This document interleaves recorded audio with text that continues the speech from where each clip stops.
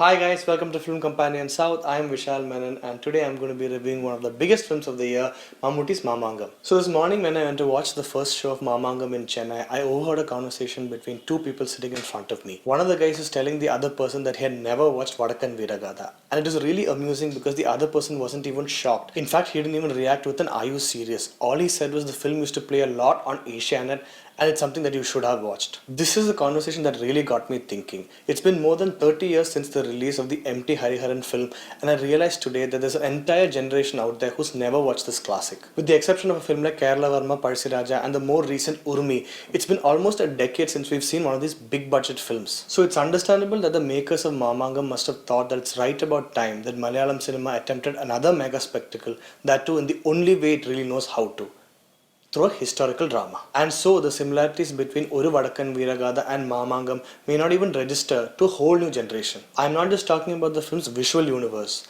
the palaces, the horses, the sword fights, the costumes. I'm not even talking about the film's dialogue delivery either, where even regular everyday matters have a way of sounding like big declarations, like announcements. You dig a little deeper and you realize how both films are indictments of the futility of war and revenge. Mammootty's characterization in both films too share this similarity. In both cases, it's about a man that has been branded a traitor by his own people.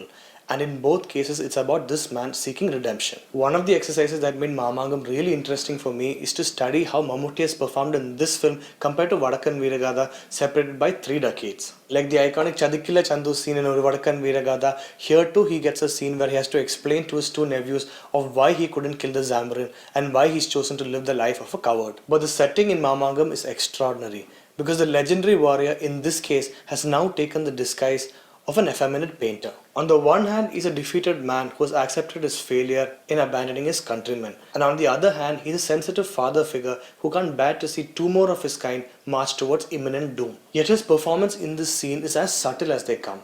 There's no explosion, there is no physicality, everything is conveyed subtly through the eyes, and you have to notice how he straddles between the tone and tenor of a warrior with that of an effeminate man, his new disguise. A few scenes such as these make Mamangam's first half a real treat to watch. The film begins with Chandruth Panikar, a character played by Unni Mukundan, getting ready to go for the Mamangam to kill the Zammarin. The Zammarins have for generations been the bitter enemy of everyone in Vallunad, especially Panikar's family. But as he gets ready to visit the once in 12 years Mamangam festival, he realizes that it's not just him who's gotten the divine calling. It's also his 12-year-old nephew. What the film's about is how this uncle and his nephew takes off on this journey to the Mamangam festival, but the pit stops are just as important. The screenplay of Mamangam really surprises you when it transforms into this journey into a whodunit involving the murder of a foreign trader. We hear different versions of who committed this crime, but it's the big payoff in the end that really makes all this rewarding. Mamangam, at least on paper, has so many scenes brimming with so much exquisite drama that you wish the film had remained intimate, like about the characters. For instance, a scene about 2 sons having to perform the final rites of their mothers even though they're very much alive had to be much better on screen. But by this point, the film's pitch changes so much that you don't even realize if it's the same film anymore. The writing too meanders as it tries to accommodate one action set piece after another, losing all the sensitivity it had created for itself until then. Now this wouldn't have been such a big problem had the action choreography worked like the spectacle it was supposed to be. We are told very early on that Chaavirs have an ability to fly higher than other people because of their unique training in Kalaripayattu. But when we see it actually happen, all we can only see is the ropes holding up these actors. And for a film that transforms so strongly into a full action mode, the ending really leaves you dissatisfied. The songs aren't much to write home about, and we see a lot of characters coming and going without ever making a dent to the script. We get some token feminism in the form of young girls being taught to learn Kalaripayattu.